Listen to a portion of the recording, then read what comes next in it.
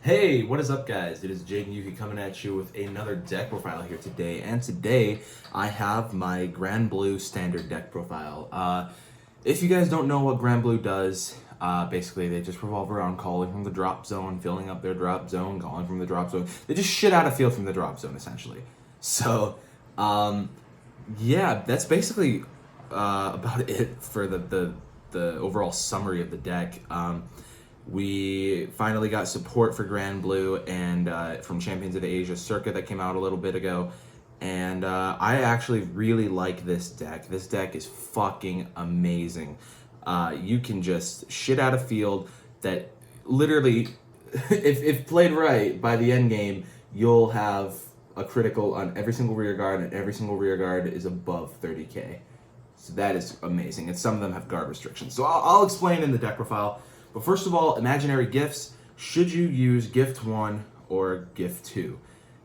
Gift 1, without a fucking doubt. Never use gift 2. I'm just saying. If you want to use gift 2, you can, but like, gift 1 just benefits you so much better, as most protect decks do. The starter is Captain Night Kid. If you want to run Guiding Zombie, be my guest, but Captain Night Kid is just a fan favorite, so I like Captain Night Kid. For the grade 3s, I run 4 Ice Prison Necromancer Cocytus. Cocytus has the ability that during your turn, if your drop zone has 10 cards or more, he gains 10,000 power. And if it has 20 cards or more, instead of 10,000, he gains 20,000 and a crit. So if your drop zone has, 20 plus cards, he's just a constant 32k beater with a crit, which is amazing. And then he's also got this second skill that makes him far superior to Bazkirk. He has a skill that all you have to do is counterblast 1 and send the top 4 cards of your deck to the drop zone. Call as many cards from your drop zone as there are grade 3s in your soul plus 2.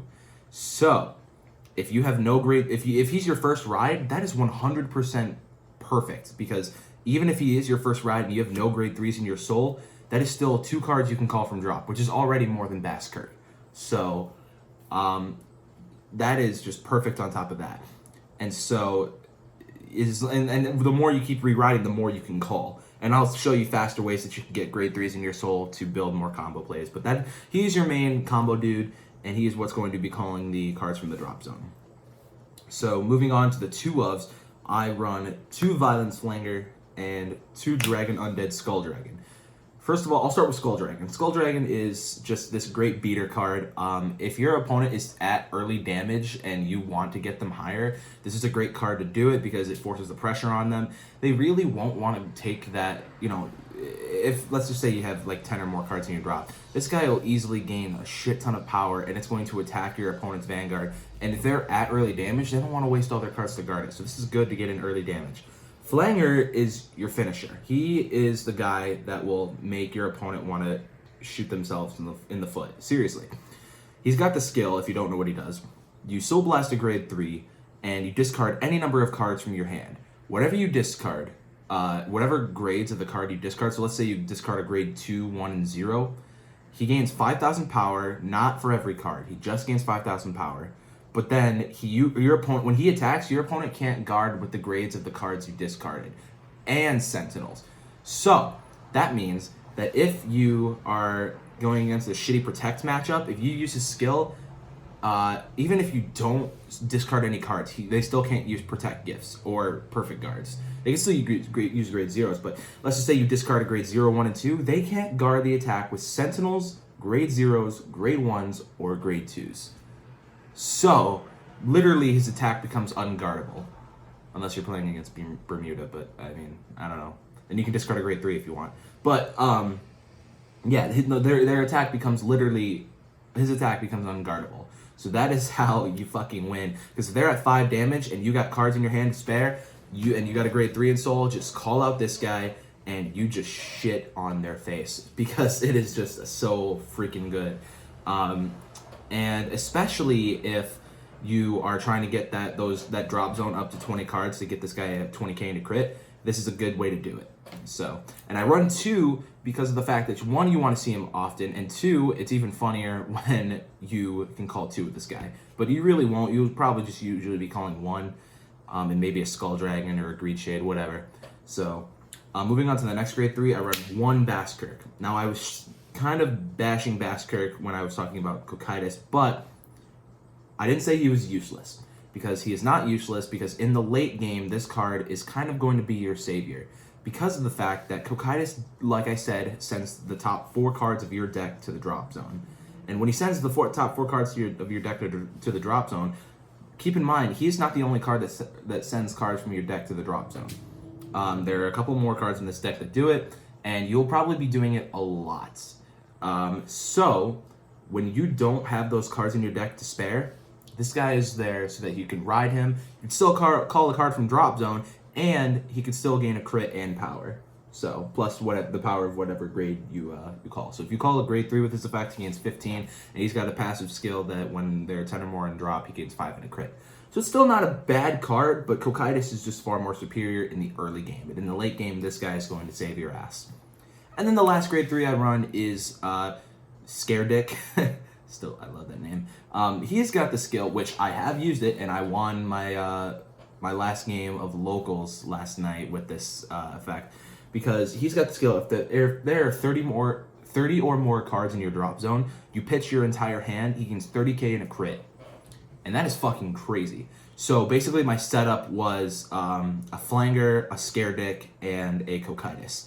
And basically I made his attack unguardable. He had 30k in a crit. And then there was another game where my opponent didn't have a perfect guard in their hand. So I just called, I didn't have a grade 3 insult, so I couldn't use Flanger's effect. But I called out Dragon and Scare Dick. And this guy had plus like 66k, and he had plus 30k, and I double critted him. So it's crazy. So that is it for the grade 3s. Moving on to the grade 2s. It's a solid grade 3 lineup. There's 9, 10, 6, 7, 8, 9, 10. I'm sorry, 10 grade 3s. Okay. So moving on to the grade 2s. I run 4 Greed Shade. Greed Shade is the best fucking grade 2 you will ever see in any single given deck.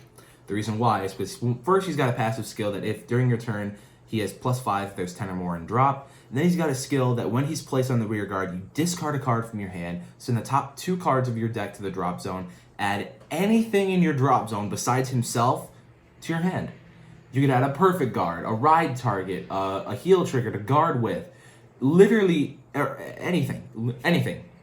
Honestly. So, this card just is so fucking good. And you really want to play 4 of him in either standard, premium, anything. Because he could just get you anything you need back. Unless it's a copy of himself, but I don't know why you need that. Moving on to the next grade 2, I run 3 Stormride Ghost Ship. Ghost Ship has the skill that he cannot be called to the rear guard or Guardian Circle. So if you're just trying to pitch him out of your hand, you just want to guard with him, you cannot do that. You cannot guard with him. But he has a skill that when he's placed, so he basically has to be called from the drop zone, essentially. So, I'm sorry, not when placed. When it attacks, he gains 15,000 power, and at the end of the battle, he sacrifices himself, and you get to draw a card. So, I kept using this card against my Narukami matchups, because at locals I had 2, of course. I won my second one, but my first one, I kept trying to bombard him with Stormride Ghost Ships or Undead Dragon because of the fact that they get rid of themselves at the end of the battle, so he couldn't bind my rear guards. Granted, he was playing Gauntlet Busters that did benefit him a little bit, but I had the Protect markers and Perfect Guards in my hand that I kept getting from Greed Shade and from rewriting that would allow me to block his Gauntlet Busters attack. So that is all I'm saying, is that if this is really good against the Narukami matchup, and it just gets you an extra card, and he's a fuck ton of power. So the last grade 2 that I run is 3 Captain Night Mist. So I've seen people running Ruin Shade. I personally do not run Ruin Shade. I feel the cards in this deck go through the deck enough. Ruin Shade really isn't that needed. Night Mist also unlocks more plays if you don't have a Baskirk in your hand and you're late game and you don't want to use Cocytus' skill, this guy will still get you that extra call for a counterblast. So that is not a bad thing at all. So I would definitely run this card. The reason I run 10 grade 3s is because 10 grade 2s is because I'm still running 10 grade 3s, so it's a little cramped. So there will be some times where you might not have a grade 2. I mean, like, it doesn't happen. It rarely ever happens. It happened to me once last night at my locals, and I had to G-assist. But otherwise, I had a grade 2 ride target, and so yeah. So you're usually fine with that. But that is it for the grade 2s. Moving on to the grade 1s. I run, first off, 4 Dandy Guy Romario. This is the best fucking ride target. Yeah, best ride target in this deck. Because, first of all, he's got a rear guard skill that if your drop zone has 10 or more, he becomes a permanent 12k. So that is awesome. He's a 12k booster. So if he boosts Flanger, it'll be 29 with his skill. So, or if he boosts Cocytus, it'll be, plus his skill. So he's a 12k booster, which is awesome. Then he's got the skill that when you ride on top of him, you counterblast 1, you put a card from your hand into Soul, and then you you send the top 3 cards of your deck to the drop, and you add anything from there to the hand. So the combo that I like to do is you ride a grade 2 on top of Romario, use Romario's skill, and put a grade 3 in Soul that you don't need. That way when you ride Cocytus, you'll have an extra grade 3 in Soul, so instead of calling just 2 cards from the drop, you'll be able to call 3. And that just sets up your combos much, much faster. So, for Dandy Guy Romario, staple in the deck, please, it's worth the money. He's $10 right now, but he's worth the money. Then I run 4 Ripple Banshee. Ripple Banshee is fucking amazing, because when she's called from drop, you Soul Blast 1 and you draw, and she gains 4,000 to the end of the turn. So she becomes a 12k booster, just for the turn. But it is amazing because she lets you draw into your stuff. She lets you get empty your soul and filter it, because sometimes you might ride into a card that you really wanted in drop zone, but you was like the only card in your hand that was of that grade, so you had to ride it. So she helps you just filter out that soul and helps you get draw power. So then not the last grade 1, but next I run 4 of Dolph the Ghosty, because you do not run the draw PGs in this deck. This is one of the only decks in standard format that do not run the draw PGs, because the draw PGs actually hurt this deck. The reason why is drawing in this deck, from a draw trigger, really kind of fucks you up. This deck goes through itself enough. Draw triggers, I feel like, would just kind of hurt it. So that's why grade 1 PGs are the best, I feel. Plus, Dolph the Ghosty has a sweet skill that if you can't get Romario on your first ride, he's got a skill that when you ride, you draw a card and discard a card, which helps you filter out your hand, also getting more cards into the drop zone. So that is awesome. And then the last grade 1 I run is a tech. This is up to you, but Dragon Spirit. You could also run the guy. So first of all, we cut Dancing Cutlass. He was just kind of too slow, because you really didn't have grade 1 space in here for him, and you need 2 of them to activate his skills. You could also run the one guy that countercharges the other guy that calls from hand. You could also run that. I don't know. I haven't really had a counterblasting issue in this deck. The only real cards that counterblast is Romario, Night Mist, and Cocytus, and I think that's it. So you really don't have too much of a counterblast issue.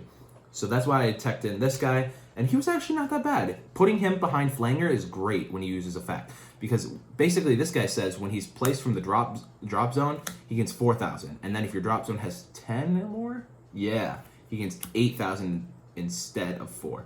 So he becomes a 16k booster. Behind Flanger, that's great. If you just use Flanger's effect with this guy behind him using his full effect, that will be, it'll be 17 plus 16, so 33, which is awesome. So, that is why I use him, and it just makes it harder for your opponent to guard with Flanger. So, that is it for the grade 1s. Moving on to the triggers. So, if you could not see, I was not running draw PGs, so I do run, finally we can say, 12 crits.